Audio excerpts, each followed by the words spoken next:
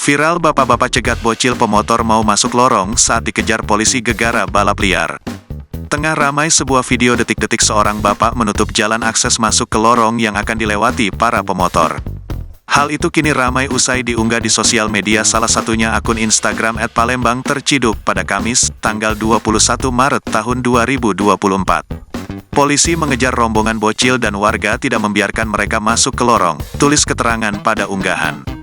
Terlihat pada video, seorang bapak berkaos putih sedang berdiri di pinggir jalan. Nampak ia memegang sebilah kayu panjang di tangan kanannya sembari mengawasi rombongan para pemotor di depannya. Tiba-tiba saja ia pun berlari ke seberang jalan dan menutup akses jalan itu dengan bambu panjang saat mengetahui ada pemotor yang akan masuk. Benar saja, tak lama kemudian terdapat dua remaja berboncengan datang untuk melewati jalan lorong tersebut. Sang bapak kemudian menghampiri dan mencegat keduanya, ia tak mengizinkan mereka masuk untuk melewati jalan itu. Kedua remaja itu lalu menyerah dan berputar balik disusul rekan mereka di belakang yang tidak jadi lewat di lorong tersebut.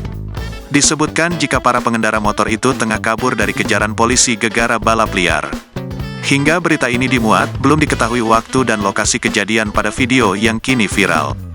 Video yang berdurasi 20 detik itu pun kini ramai ditanggapi oleh warganet.